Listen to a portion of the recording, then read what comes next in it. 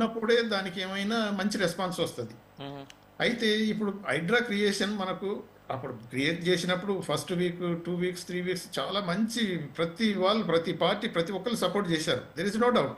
అక్కడ మనం డౌట్ పడాల్సిన అవసరం లేదు, అక్యూజ్ చేయాల్సిన అవసరం లేదు. కాకపోతే ఇంప్లిమెంటేషన్కి వచ్చేసరికి దేర్ ఆర్ ల్యాప్సెస్. ఇప్పుడు ఒక్కోసారి తప్పుగా ఒప్పుకోక తప్పదు.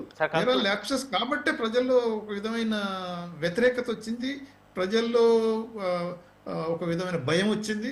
తర్వాత ఇప్పుడు ఏమవుతున్నది అని అంటే ఈ పొలిటికల్ పార్టీస్ ఇంటర్వెన్షన్ అంటే ఇప్పుడు వారు ఏమన్నారు, ఈరోజు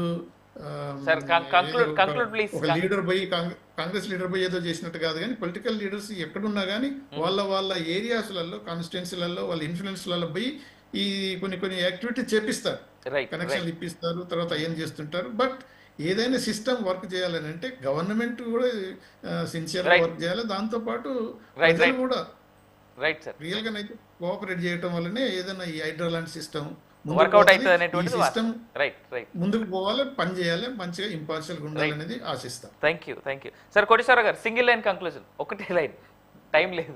సింగిల్ లైన్ ఒకటేనండి, నిష్పాక్షికంగా ఉండాలి, నిబంధనని తుంగలో తొక్కకూడదు, నీరు గార్చకూడదు. అందువలన అది చేయడం ద్వారా ప్రభుత్వానికి అది మంచి పేరు వస్తుంది, అధికార యంత్రాంగానికి మంచి పేరు వస్తుంది. ముఖ్యంగా సామాన్య ప్రజల ప్రయోజనాలకు మాత్రం డెఫినెట్గా సామాజిక న్యాయ కోణంలో వాళ్ళకి న్యాయం చేసిన తర్వాతనే వాళ్ళు ఇల్లు కూలగొట్టడం కానీ అట్లాంటి చేయాలనేది. రైట్. సింగిల్ లైన్లో మొత్తం డిబేట్లో జరిగిందంతా అసలు ప్రజలకి ఏమి ఇవ్వాలి, ఏమి ఇవ్వకూడదు, ఎలా గవర్నమెంట్ వర్క్ చేయాలనేటువంటి సింగిల్ లైన్లో కోటేశ్వరరావు గారు చెప్పేశారు. కాబట్టి ఇక్కడ ఒక మాట మాత్రం వాస్తవం. సో ఇది ఈ పూట డిబేట్ అని చెప్తూనే ఇంకో మాట గవర్నమెంట్కి రిక్వెస్ట్ చేసేది ఏంటంటే, గత కొన్ని రోజులుగా అంటే ప్రభుత్వం కొత్తగా ఏర్పడినప్పటి నుంచి ఈ రోజు వరకు కూడా చిన్నవాళ్ల మీద చూపెట్టేటువంటి శ్రద్ధ పెద్దవాళ్ళ మీద చూపెట్టలేదు అనేటువంటి అభాండం ఉంది.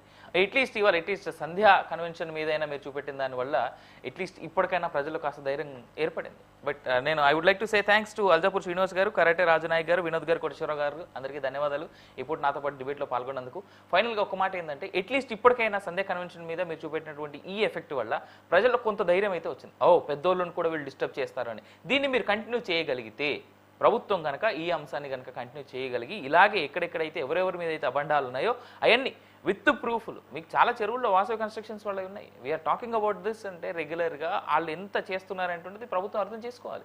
సో అలాంటి వాళ్ళని టార్గెట్ చేసి అలాంటి వాళ్ళు చేసినటువంటి తప్పిదాలు అక్కడ కూడా ఇలాగే కూల్చివేతలు చేసి ప్రజల సొమ్ము ప్రజలకు తిరిగి అందించగలిగినట్టయితే మిమ్మల్ని నెత్తినెట్టుకుంటారు ఈ ప్రజలు.